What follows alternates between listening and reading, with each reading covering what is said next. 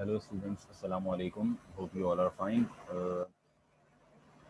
Now today's topic is basically the probability, which is the most difficult topic according to the students. जिस तरह आपको पता है कि प्रोबेबिलिटी हमारे पास एक ऐसा टॉपिक है जो थोड़ा सा स्टूडेंट्स की नज़र में डिफ़िकल्ट होता है, जिसके अंदर जो ज़्यादातर प्रॉब्लम्स क्रिएट होती हैं स्टूडेंट्स को, वो हमारे पास होती हैं ट्री डायग्राम के अंदर। ठीक है, इसी तरीके से हमारे पास जो है कुछ स्टूडेंट्स ऐसे होते हैं जिनको प्रोबेबिलिटी के हमारे कुछ सब टॉपिक्स होते हैं, लाइक कॉइन्स, डाइसेस, मार्बल्स और कार्ड्स। तो ये हमारे पास सब टॉपिक्स मेजॉरिटी प्रोबेबिलिटी के होते हैं, जिससे क्वेश्चंस हमारे पास जो है पेपर में अपेयर हो रहे होते हैं।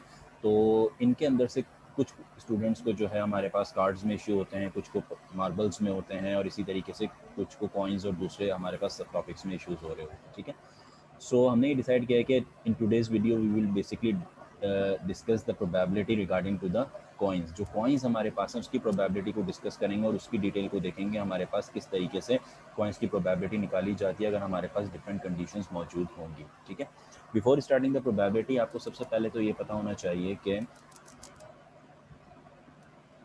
प्रोबेबिलिटी होती क्या चीज़ है। Probability is basically the number of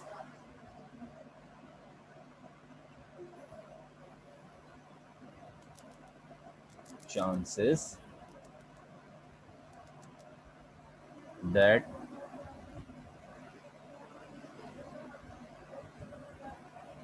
will be occurred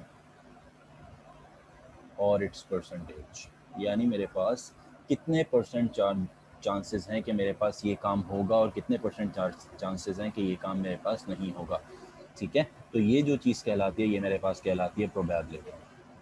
so today's topic is basically about coins. ठीक है, तो बेसिक जो सबसे पहले हमारे पास फॉर्मूला है प्रोबेबिलिटी का, वो क्या चीज़ है। Probability of any element A equals to number of outcomes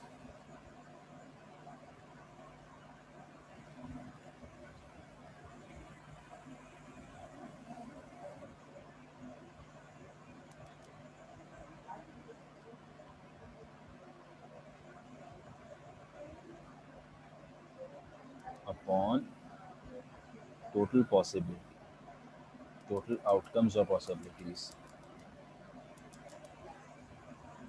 ठीक है, यानी मेरे पास फॉर एग्जांपल अगर आपसे ये बोला जाता है कि मेरे पास एक कॉइन है, ठीक है, गिविंग यू एन एग्जांपल कि मेरे पास एक कॉइन है जिसके अंदर से आपसे क्वेश्चन में पूछा जाता है what is the probability of getting heads. ठीक है, तो मेरी उन्होंने बात की आपके पास एक कॉइन है और एक कॉइन के कितने फेसेस होते हैं, दो फेसेस होते हैं। दैट मीन्स एक होता है हेड और दूसरा क्या होता है, टेल। तो नंबर ऑफ मेरे पास जो आउटकम आपसे पूछा गया है वो किसके बारे में पूछा गया है, हेड के बारे में पूछा गया। और हेड की जो मेरे पास पॉसिबिलिटी है, जो रिक्वायरमेंट है, वो कितनी है, ओनली 1। और टोटल जो तादाद मेरे पास आउटकम्स की है, जिसे हम सैंपल भी कहते हैं, वो कितनी है मेरे पास, 2। ठीक है, तो इस तरीके से हम अपने क्वेश्चंस को सॉल्व करते हैं और इसको अगर मैं जो है मल्टीप्लाई बाय 100 करूंगा, so I will get the answer in percentage. That is 50% chances है कि हेड आए और 50% चांसेस है कि टेल आए मेरे पास। क्लियर। तो इस तरीके से जो है हमारे पास नंबर ऑफ आउटकम्स ऊपर आते हैं जो रिक्वायरमेंट हमारी होती है, और टोटल आउटकम्स हमारे पास नीचे आते हैं जो हमारे पास पूरे सैंपल स्पेस हमारे पास होता है। ये जो हमारे पास टोटल हमारे पास नंबर ऑफ आउटकम्स होते हैं, टोटल आउटकम्स जो होते हैं, इसे कहा जाता है सैंपल स्पेस।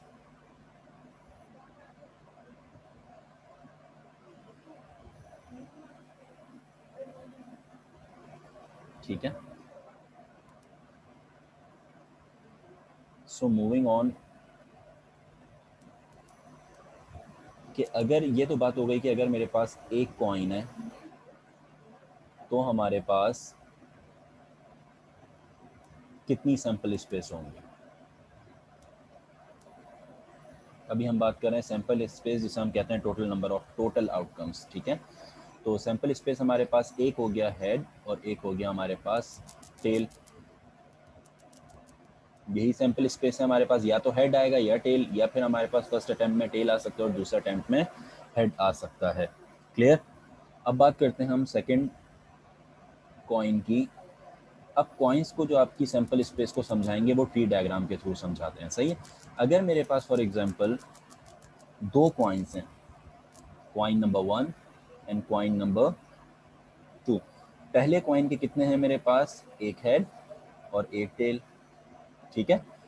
अब जो दूसरा कॉइन है, इसको अगर मैं सब ब्रांचेस में तोड़ता हूं तो दूसरे कॉइन के मेरे पास कितने हो गए, इसका भी एक हेड और एक टेल हो गया। सिमिलरली ये जो टेल है फर्स्ट कॉइन की, इसके भी मेरे पास दो हो गए, एक हो गया हेड और एक हो गया टेल। क्लियर। सिमिलरली अगर आपसे बात की जाती है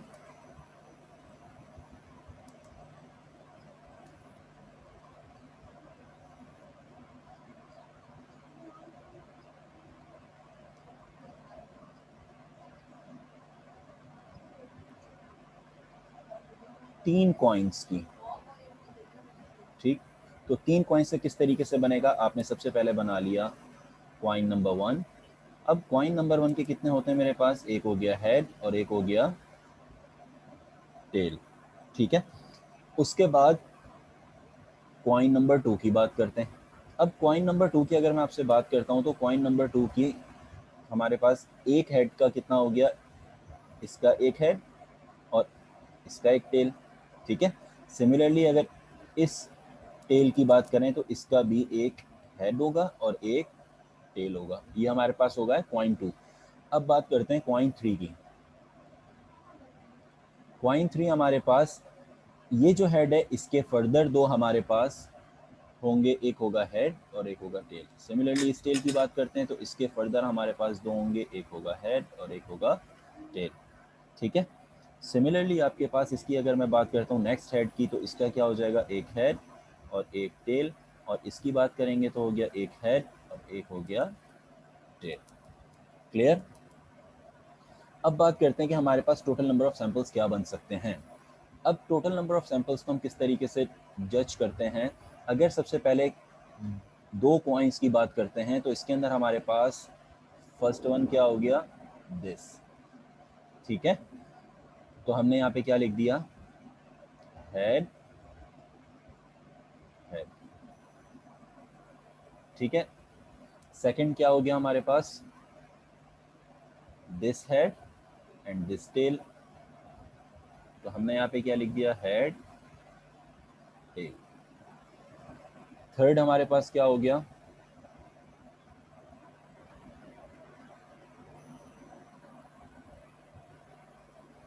this tail and this head, तो हमने लिख दिया यहाँ पे टेल फर्स्ट और फिर हेड, कॉमा, उसके बाद लास्ट हमारे पास क्या होगा, ये टेल और ये टेल आ गया, तो हमने यहाँ पे लिख दिया टेल एंड टेल। तो हमारे पास टोटल नंबर ऑफ जो हमारे पास आउटकम है, टोटल आउटकम या जिसे हम सैंपल स्पेस कहते हैं, वो हमारे पास कितनी हो गई, 4। क्लियर। यहाँ पर कोई प्रॉब्लम, यहाँ तक कोई बात नहीं समझ आई। Moving on. अब बढ़ते हैं हम, तीन कॉइन्स अगर हमारे पास हैं तो तीन कॉइन्स के हमारे पास किस तरीके से बन जाएगा, ये कॉइन हमारे पास head head and this head, this, तो हमने यहाँ पे लिख दिया सबसे पहले head head and head. Next हमारे पास क्या चीज़ है, this head and this tail, ये हमारे पास इस तरीके से, तो हमने यहाँ पे क्या लिख देंगे, हेड हेड टेल। थर्ड हमारे पास क्या आ गया, this head this tail and this head, तो हमारे पास ये क्या बन गया, हेड टेल हेड। उसके बाद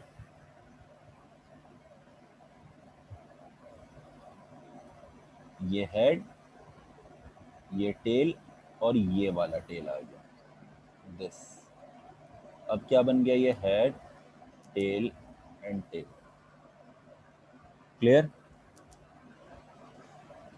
नेक्स्ट अब हमारे पास यहाँ पे क्या है, this tail, head and first head, तो ये आपके पास एक बन गया जिसे हमने कह दिया tail, head, head.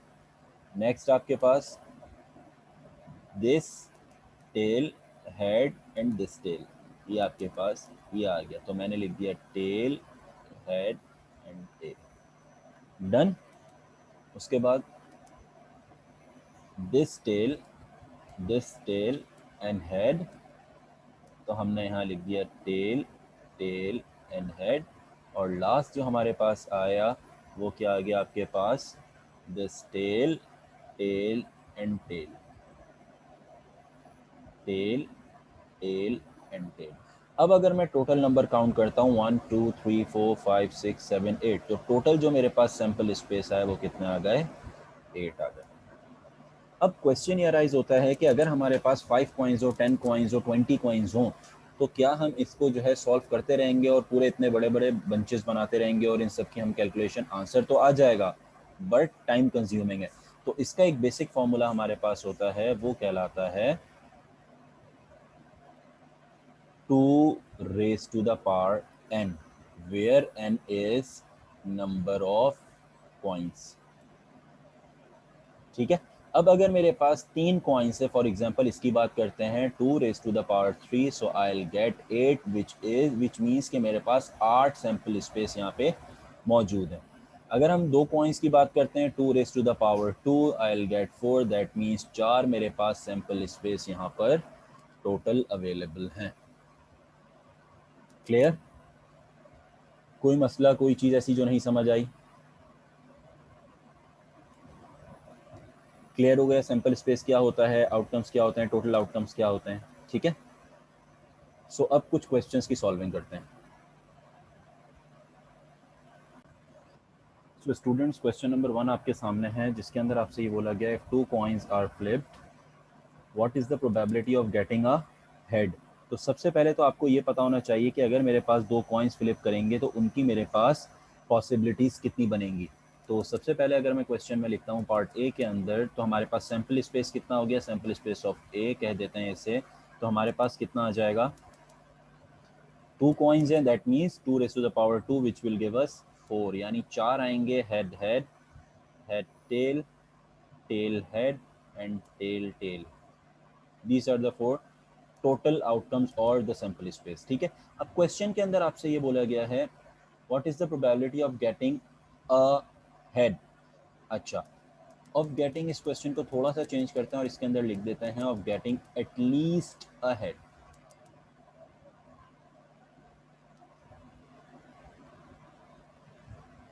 At least a head. अब इस क्वेश्चन को थोड़ा सा चेंज करने का मेरा जो मोटिव है वो क्या है, कि आपके पास एटलीस्ट जो वर्ड आया इसका मतलब आपको पता होना चाहिए। एटलीस्ट का मतलब क्या है कि कम से कम, दैट मीन्स मिनिमम मेरे पास एक हेड होना चाहिए, बाकी मैक्सिमम कितने हैं वो डजेंट मैटर। तो कम से कम ये एक हेड किस किस में आ रहा है, इसमें मेरे पास एक हेड आ रहा है, एक से ज़्यादा आ रहा है डजेंट मैटर, लेकिन कम से कम एक आ रहा है यहाँ पे। ठीक है। सिमिलरली यहाँ पे भी एक आ रहा है और यहाँ पे भी एक आ रहा है, तो टोटल मेरे पास जो क्वेश्चन के हिसाब से नंबर ऑफ आउटकम्स हैं वो कितने हैं मेरे पास। फॉर्मूला क्या होता है, probability of A equals outcomes which are required divided by sample space. So outcomes are 3 divided by 4। ठीक है। टोटल सैंपल स्पेस मेरे पास कितने हैं, 4 हैं। सही। अब आपके पास इसके अंदर अगर आपसे ये पूछा जाता है कि if 2 coins are flipped, what is the probability of getting at least a head, that means you have to find out the percentage कि कितना परसेंट मेरे पास चांसेस है कि मेरे पास जो है सिर्फ हेड्स आएंगे। ठीक है। तो कम से कम एक हेड आएगा, तो इसके अंदर आप क्या करते हो, 3/4 इंटू 100, परसेंटेज के लिए हम क्या करते हैं, इंटू 100 करते हैं, कैंसिलेशन करोगे we will gate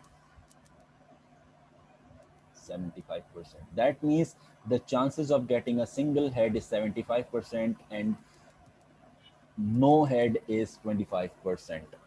Clear? So this is my answer. ठीक है। सिमिलरली सॉल्व करते हैं पार्ट बी को। पार्ट बी के अंदर आपसे बोला गया है 3 coins are flipped, what is the probability of getting at least 2 tails. सबसे पहले आपने नंबर ऑफ पॉसिबिलिटीज इसकी जो है लिख लेनी है अपने पास, that is sample space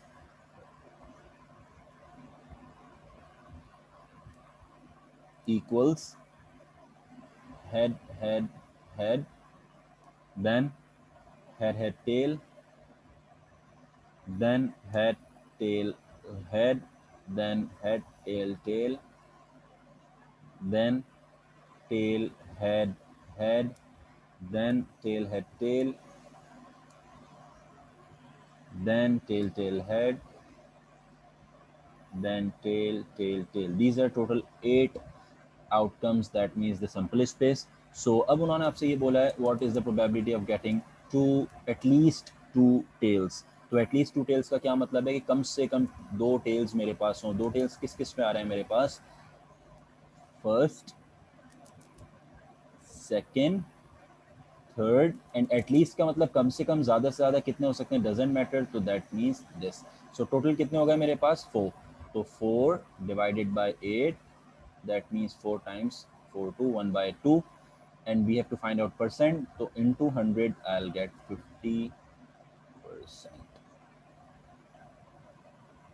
clear, बात समझ आ गई, ठीक है। तो इस तरीके से जो है हम क्वेश्चंस की सॉल्विंग अपनी कर रहे होते हैं, ठीक है। So moving on to the next question. तो स्टूडेंट्स नेक्स्ट क्वेश्चन आपके स्क्रीन पे मौजूद है। If two coins are tossed, then what is the probability of getting at most one head? Question के अंदर आपसे क्या बोला है, at most। जिस तरह एटलीस्ट का मतलब होता है कम से कम, इसी तरीके से एटमोस्ट का मतलब होता है ज़्यादा से ज़्यादा, दैट मीन्स मैक्सिमम उसके अंदर कितने हेड होने चाहिए, एक हेड होना चाहिए, ठीक है। तो सबसे पहले हम बना लेते हैं इसकी पॉसिबिलिटीज़। तो हमारे पास पॉसिबिलिटीज़ 2 कॉइन्स की क्या क्या बन जाती हैं, हेड हेड, देन अच्छा, head head, then head tail, tail head, tail tail, ठीक है। अब इसके अंदर आपने किस तरीके से करना है,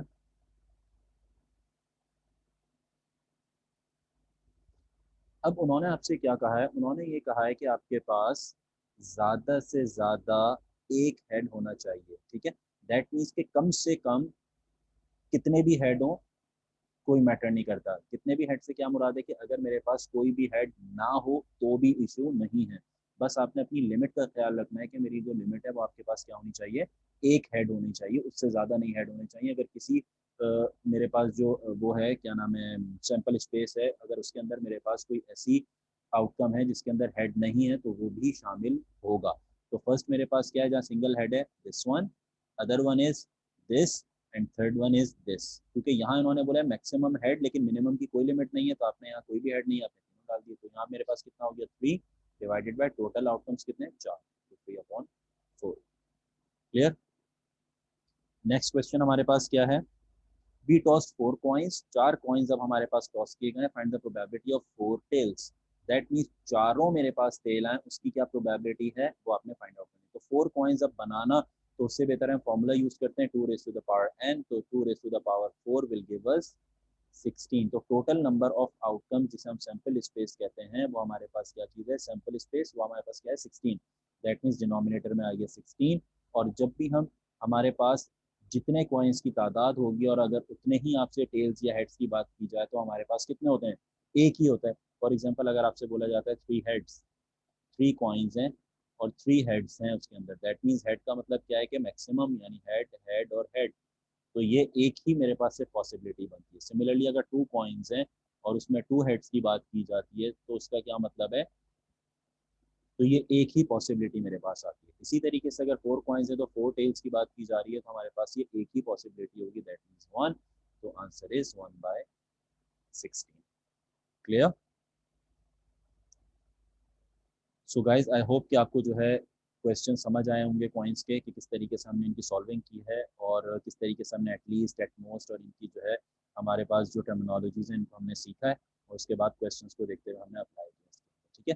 सो प्रैक्टिस करें क्वेश्चंस की। कोई इशू होता है आप इस वीडियो के लिंक में जो है, इस वीडियो के एंड में जो है आपके पास कमेंट बॉक्स है, उस पर आप जो है कमेंट कर सकते हो। आपको कोई प्रॉब्लम होती है आप उसे डिस्कस करो, ताकि हमारी टीम आपको जो है जल्द अज जल्द जो है इस प्रॉब्लम को सॉर्ट आउट करने में हेल्प कर सके। ठीक है, thank you so much, thank you guys, thank you for watching the video.